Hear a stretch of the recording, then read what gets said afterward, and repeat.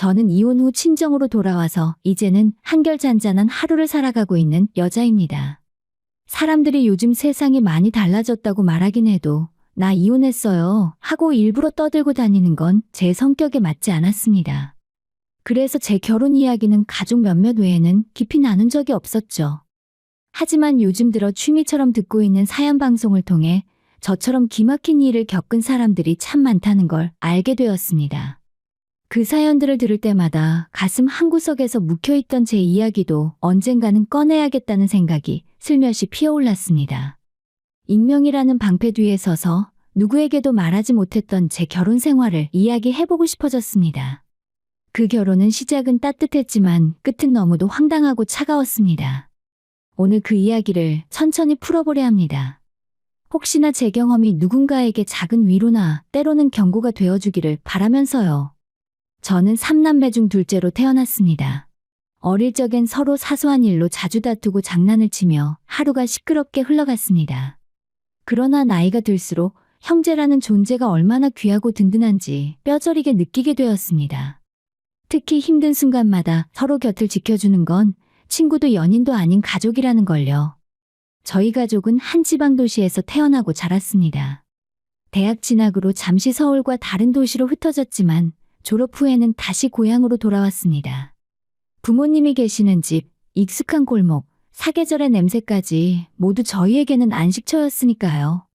고향은 그저 사는 곳이 아니라 마음이 쉬는 자리였습니다. 부모님은 오래전부터 삼겹살집을 운영하셨습니다. 규모는 크지 않았지만 맛과 정성 덕분에 입소문이 나서 이 지역의 명물처럼 자리 잡았죠. 주말이면 관광객들까지 찾아와 늘 문전성시를 이루었습니다. 하지만 세월 앞에서는 부모님 건강도 예외가 아니었습니다. 엄마가 허리 통증으로 가게에 나가지 못하는 날이 잦아지자 오빠는 과감히 직장을 그만두고 부모님 일을 돕기로 했습니다. 그렇게 가족이 함께 지켜온 가게는 단순한 일터가 아니라 우리의 삶이 녹아있는 집과도 같은 곳이었습니다. 그 가게에서 운명처럼 새언니를 만났습니다. 손님으로 왔다가 오빠와 인연이 닿아 결국 결혼까지 이어졌죠. 오빠의 결혼이 있은 지 2년 뒤 저에게도 인연이 찾아왔습니다. 남편은 2살 연상의 외동아들이었고 집안의 3대 독자였습니다. 시댁은 손이 귀한 집안이라 아들을 애지중지 키웠다고 하더군요. 형제 수로만 보면 남편과 저는 정반대였지만 묘하게 닮은 점도 있었습니다. 바로 시댁 역시 식당을 운영하고 있었다는 겁니다. 남편의 어머니는 지역에서 유명한 고급 갈비집을 운영했습니다. 3층 건물을 통째로 쓰는 대규모 식당이었고 연예인들도 가끔 들른다고 했습니다. 그리고 시아버지는 지역의 시의원이었죠. 저처럼 평범한 집안에서 자란 사람에게는 그 모든 것이 마치 드라마 속 이야기 같았습니다. 남편과의 첫 만남은 아주 우연이었습니다. 회사 회식 자리가 그 갈비집에서 있었는데 한 직원이 실수로 제 앞에 있던 양념게장을 엎지르는 일이 벌어졌습니다. 당황한 순간 카운터에 있던 남편이 다급히 달려왔습니다. 정말 죄송합니다. 세탁비 전부 저희가 부담하겠습니다. 그리고 직원 교육은 제가 다시 철저히 시키겠습니다. 그때 저는 그가 사장 아들이라고는 상상도 하지 못했습니다. 그저 어린 직원이 벌벌 떠는 모습이 안쓰러워. 괜찮아요. 제 발이 통로 쪽에 있어서 걸린 것 같아요. 혼내지 마세요. 하고 웃어주었죠. 식당을 나서려는데 남편이 제 뒤를 따라와 무료 식사권을 건넸습니다. 사실 이런 건 없는데 너무 감사해서 제가 급히 만든 거예요. 그때의 저는 직원을 감싸준다고 직접 식사권까지 건네는 그의 모습에서 참 괜찮은 사람이라는 인상을 받았습니다. 그 짧은 만남이 인연의 씨앗이 되었습니다. 다시 식당에 들른 이후 남편은 적극적으로 제게 다가왔습니다. 연애가 시작되고 그는 늘 제게 세상에서 제일 예쁘다 말하며 제 자존심을 든든히 지켜주었습니다. 저는 그런 남편을 믿고 제 인생을 걸었습니다. 결혼 준비 과정에서도 양가 부모님의 손길은 컸습니다. 친정에서는 결혼 자금으로 1억을 지원해 주셨습니다. 처음엔 거절했지만 오빠 결혼할 때도 똑같이 해줬다는 말에 결국 받기로 했죠. 시댁에서도 신혼집을 마련하며 나머지 금액을 전부 지원해 주셨습니다. 그 덕분에 지방이라 해도 쉽지 않은 좋은 아파트에서 신혼을 시작할 수 있었고 저는 그 감사함을 갚기 위해 시댁에도 친정에도 성심껏 잘하려 다짐했습니다. 퇴근길이면 어김없이 시어머니 가게로 발걸음을 옮겼죠. 문을 열고 들어서며 일부러 힘차게 목소리를 냈습니다. 어머님 저 왔어요. 오늘도 바쁘시죠? 시어머니는 잠시 놀란 표정을 지으셨다가 환하게 웃으셨습니다. 어머, 피곤할 텐데 집에 가서 쉬지 왜 또 왔어? 저는 미소를 지으며 대답했습니다. 어제는 친정 가게 가서 도와드렸는데요. 오늘은 퇴근길에 생각해보니 어머님 가게도 요즘 인력이 부족하다 하셔서요. 조금이라도 힘 보태드리려고 왔어요. 그렇게 말하며 재빨리 앞치마를 둘렀습니다. 손님들 사이를 오가며 서빙을 하고 주문이 몰리는 시간엔 주방 쪽에도 발을 들였습니다. 중간중간 쉬는 직원들에게는 챙겨온 빵과 음료를 건네며 잠깐이라도 당 충전하세요. 라고 말했죠. 그 모습을 보시던 시어머니는 고개를 끄덕이며 흐뭇하게 웃으셨습니다. 낚시를 유난히 좋아하시는 시아버지를 위해서는 생일이 다가오기도 전에 좋은 낚싯대를 골라 선물했습니다. 며느리가 선물하는 건 법에 안 걸리죠? 하고 장난스럽게 건네니 시아버지는 눈을 반짝이며 받아드셨죠. 아니, 이건 내가 요즘 눈여겨보던 건데 섬세한 건 역시 딸이 최고라더니 맞구나. 그 말에 저는 웃었지만 속으론 더 잘하고 싶다는 마음이 커졌습니다.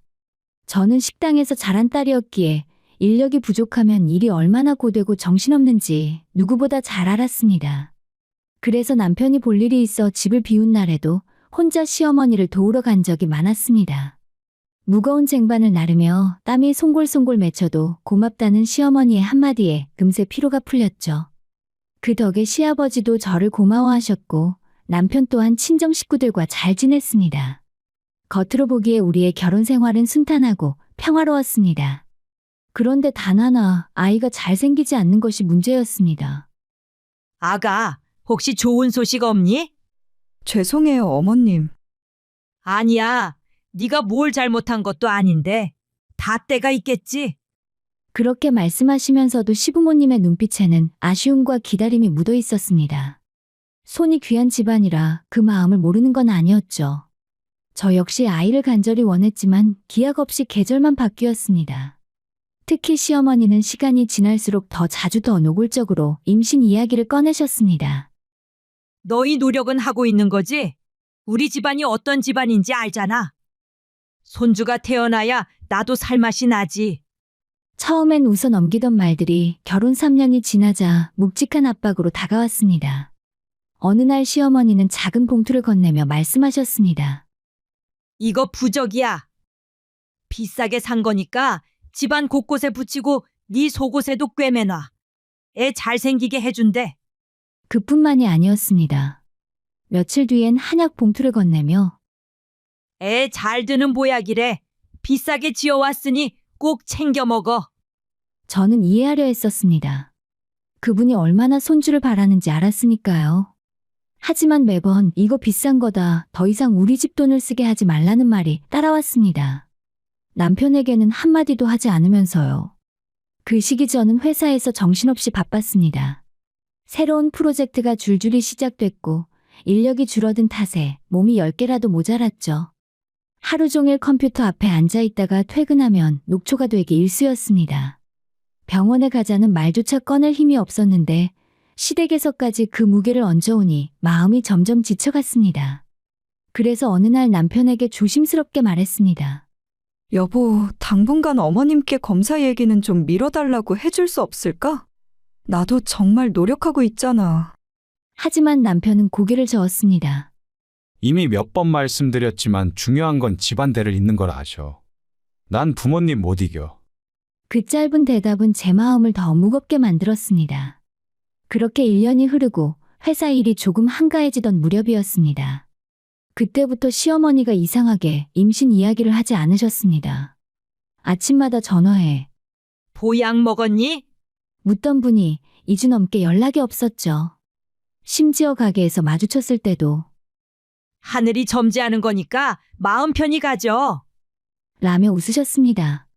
그때 저는 그저 어머님도 이제는 마음을 내려놓으셨나 보다 하고 안도했습니다. 하지만 그 웃음 뒤에 숨겨진 이유를 저는 그때는 전혀 알지 못했습니다. 아이를 꼭 갖고 싶었던 저는 회사 일이 조금 숨통이 트이자마자 남편에게 조심스럽게 말을 꺼냈습니다. 여보, 이제 우리도 병원 가서 검사 받아보자. 미루다 보면 더 힘들어질 수도 있잖아. 그런데 전에는 누구보다 아이를 원하던 사람이 이번엔 묘하게 시큰둥한 표정이었습니다. 고개를 살짝 돌리며 그는 무심하게 대답했습니다. 검사, 요즘 가게가 얼마나 바쁜 줄 알아? 예약도 꽉 차 있고 하루가 어떻게 가는지도 모르겠다니까. 순간 저는 말끝이 씁쓸해졌지만 억지로 이해하려 했습니다.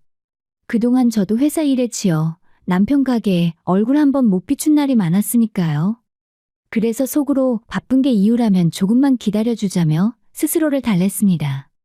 며칠 뒤 우리는 결국 서울에 있는 난임 전문 병원에 예약을 잡았습니다. 우리 지역에서도 검사가 가능했지만 부부가 같은 병원에서 함께 진료 치료를 받을 수 있다는 점이 더 안심이 되었죠. 병원에 들어서니 특유의 약품 냄새와 차가운 공기가 피부에 스쳤습니다. 대기실 곳곳에는 저와 비슷한 또래 부부들이 앉아 있었고 그들 얼굴에 묘한 긴장과 기대가 섞여 있었습니다. 그 모습을 보며 우리도 곧 웃으며 나올 수 있겠지라고 스스로 다짐했죠. 검사를 마친 며칠 뒤에 병원에서 전화가 걸려왔습니다. 직접 내원하셔서 결과를 들으시는 게 좋겠습니다. 간호사의 목소리는 조심스러웠지만 제 귀에는 유난히 무겁게 들렸습니다. 무슨 문제가 있는 걸까? 설마 큰 병은 아니겠지. 불안감이 목덜미를 타고 내려왔지만 옆에 앉은 남편은 휴대폰을 만지작거리며 태평하게 웃고 있었습니다. 당신은 안 불안해? 제가 물었더니 남편은 코웃음을 치듯 웃으며 말했습니다. 난 아무 문제 없을걸? 사실 예전에 다른 병원에서 몰래 받아본 적 있거든. 그 한마디에 가슴이 철렁 내려앉았습니다. 뭐라고? 그걸 왜 이제야 말해? 결과라도 알려줬어야지. 남편은 어깨를 으쓱이며 대수롭지 않게 말했습니다. 괜히 당신만 속상할까봐 그리고 별일 없었으니까 굳이 얘기 안 한 거야. 그 말을 들은 순간 지난 시간 동안 남편이 검사 이야기에 유독 소극적이었던 이유가 비로소 이해됐습니다. 하지만 이해와는 별개로 서운함과 황당함이 한꺼번에 밀려왔죠. 그래도 날 배려한 건가 하는 씁쓸한 생각이 스쳤지만 마음 한구석엔 알 수 없는 찜찜함이 남았습니다. 결국 저는 혼자 병원에 가서 결과를 듣기로 했습니다. 진료실 문을 나서자 밖은 한겨울처럼 차갑고 건조했습니다. 주머니 속 휴대폰을 꺼내 남편에게 전화를 걸었는데 제가 말을 꺼내기도 전에 수화기 너머로 들려온 건 여자 특유의 밝은 웃음소리였습니다. 이어 남편의 부드럽고 다정한 목소리가 들렸죠. 오빠는 네가 제일 귀여워. 그리고 급하게 전화가 끊겼습니다. 심장이 쿵하고 내려앉았습니다. 한순간 머릿속에서 수많은 의문과 불길한 예감이 폭풍처럼 몰려왔습니다. 손끝이 차갑게 굳는 기분이었죠. 저는 숨을 고르고 다시 전화를 걸었습니다. 이번엔 남편이 아무렇지 않은 목소리로 받았습니다. 여보, 나 지금 혼자 카페에 있어. 하지만 저는 이미 느끼고 있었습니다. 그 목소리 뒤편에 분명 다른 누군가가 있다는 걸요. 그 순간부터 남편의 과거 행동 하나하나가 머릿속에서 새로운 의미로 재구성되기 시작했습니다. 출장이라던 날들, 갑작스러운 퇴근 지연, 바쁘다는 핑계. 모두 누군가를 만나기 위해 짜맞춘 거짓말일 수도 있다는 생각이 번개처럼 스쳤습니다. 그날 밤 저는 새벽이 밝아올 때까지 잠을 이루지 못했습니다. 결국 컴퓨터를 켜고 인터넷을 뒤져 각종 흥신소와 사설조사 업체를 찾아봤습니다. 마우스를 클릭하는 손이 떨렸지만 제 마음은 이미 결심을 굳히고 있었습니다. 이제는 확실하게 알아야겠다. 무슨 일이 있어도 진실을 밝혀야 해. 며칠 뒤 흥신소에서 전화가 걸려왔습니다. 수화기 너머로 들려오는 짧은 한마디. 자료 준비됐습니다. 그 순간 제 심장은 불안과 분노로 뒤섞여 요동쳤습니다. 며칠 동안 잠 못 이루며 기다린 결과물이 이제 눈앞에 다가온 겁니다. 작업실 문을 열고 들어서자 흥신소 직원이 두툼한 봉투를 제 앞에 밀었습니다. 떨리는 손끝으로 봉투를 열어 안에 사진과 보고서를 하나씩 꺼내는 순간 제 입에서는 참을 수 없는 욕이 터져나왔습니다. 숨이 거칠어지고 손끝이 하얗게 질릴 만큼 힘이 들어갔습니다. 보고서 첫 장에는 날짜별로 정리된 남편의 행적이 빼곡히 적혀 있었습니다. 거의 10달 동안 그는 꾸준히 한 여자를 만나고 있었습니다. 그 여자, 우리 가게 손님으로 처음 만난 저보다 5살은 어린 얼굴이었죠. 사진 속 그녀는 남편과 나란히 걷고 있었고 손을 꼭 잡은 채 웃고 있었습니다. 남편의 얼굴엔 제가 한 번도 본 적 없는 부드럽고 들뜬 표정이 걸려 있었습니다. 더 기가 막힌 건 그 여자가 이미 임신 상태라는 사실이었습니다. 보고서 속 후반부엔 병원 앞에서 그녀의 배를 쓰다듬으며 대화하는 남편의 모습이 잡혀 있었습니다. 그녀는 커다란 쇼핑백을 들고 있었고 남편은 차문을 열어주며 허리를 숙여 그녀를 보호하듯 인도했습니다. 그 장면을 보는 순간 제 심장은 천천히 그러나 깊게 찢어지는 것 같았습니다. 남편은 그녀가 임신했다는 사실을 알자마자 오피스텔을 계약해 주었고 심지어 그녀가 편히 지낼 수 있도록 회사를 바로 그만두게 했더군요. 한때 저와 함께 미래를 그리겠다던 사람이 이젠 다른 여자와 뱃속 아이를 위해 모든 걸 정리한 것이었습니다. 그제야 모든 퍼즐이 맞춰지기 시작했습니다. 시어머니가 갑자기 임신 이야기를 끊었던 이유, 그 부자연스럽던 웃음, 저를 향한 관심이 한순간에 사라졌던 날들. 모든 것이 이 시기와 정확히 맞아떨어졌습니다.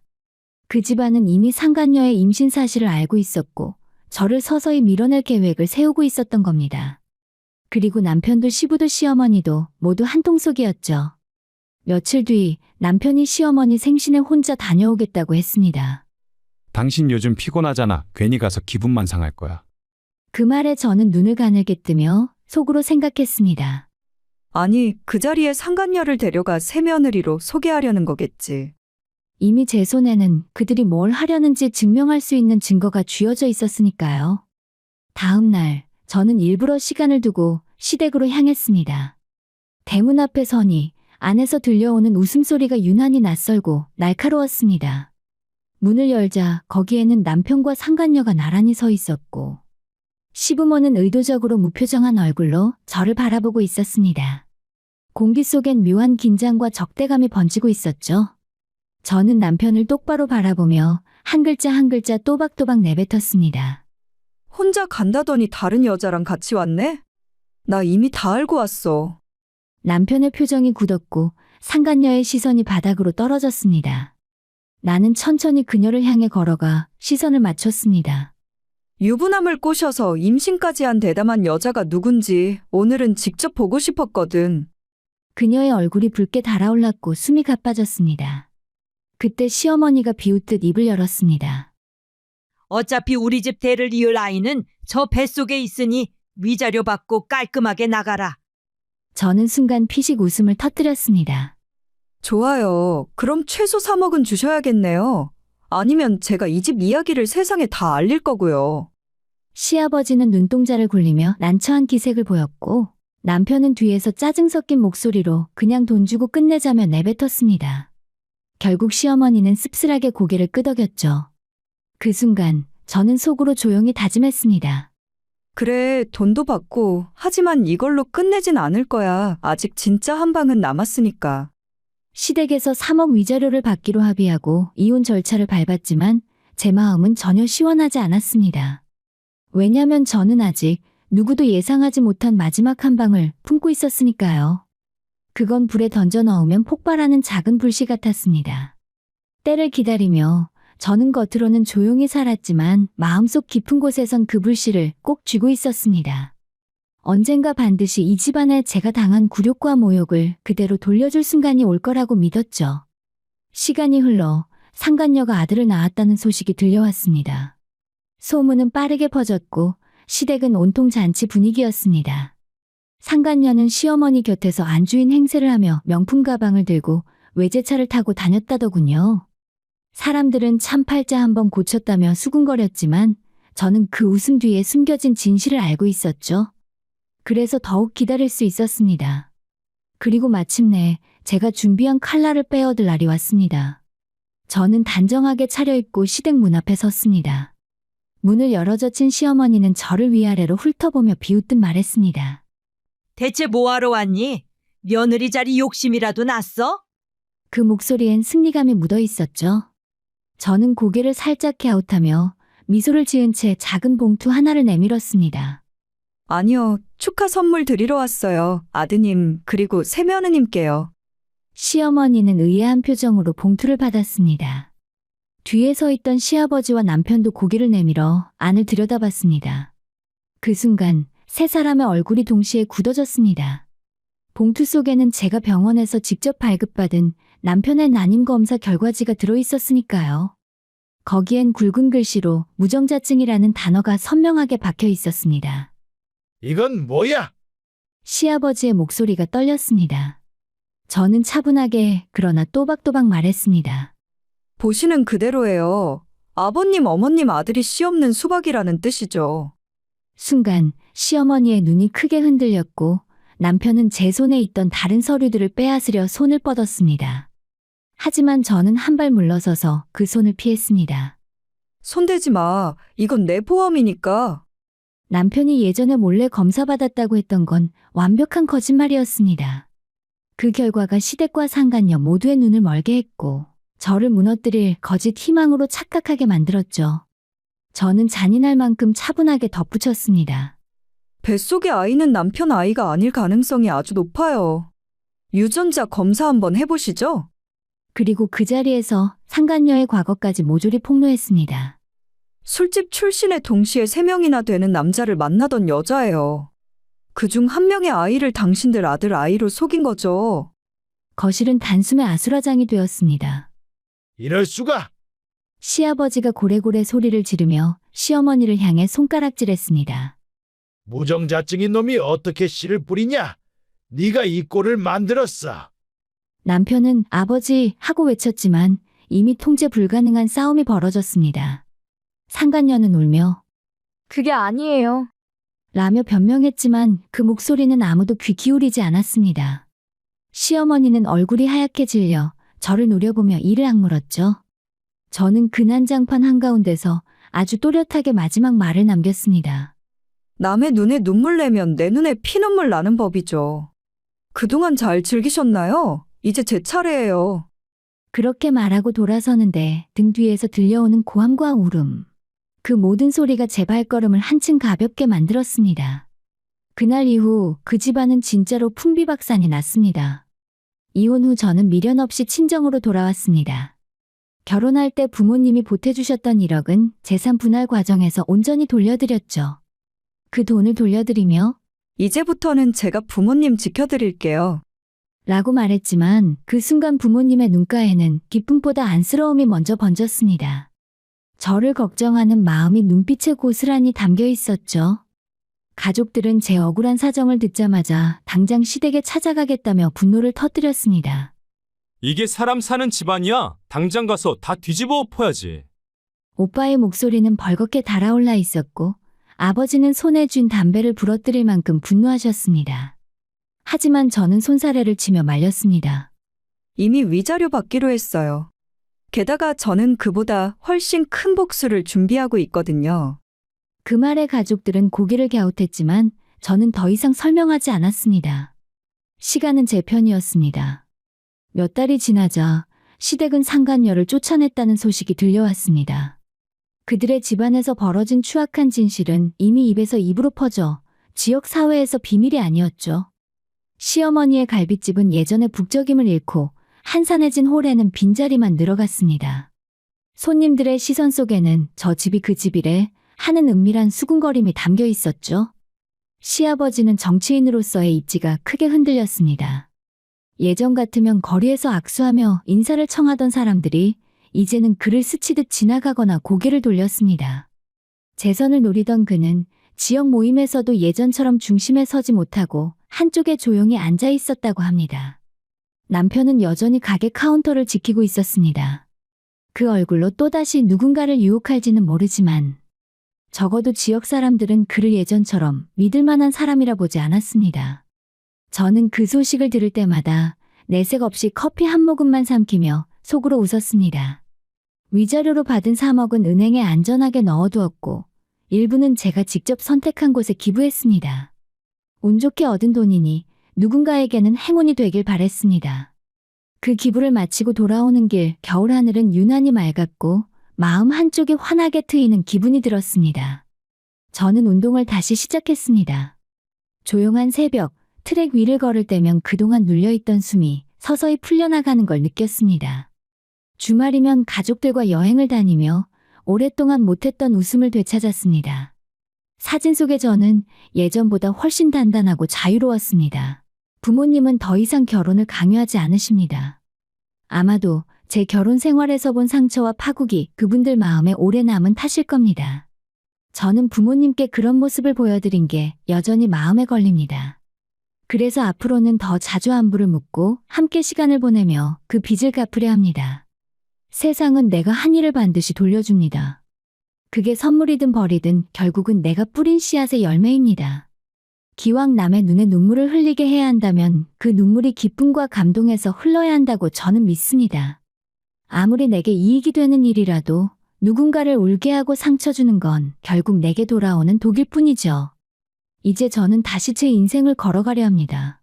비록 그 길이 평탄하진 않겠지만 저는 더 이상 두렵지 않습니다. 왜냐면 저는 이미 한번 무너졌다가 스스로를 다시 세운 사람이니까요. 오늘 이 이야기를 들어주신 모든 분께 진심으로 감사드립니다.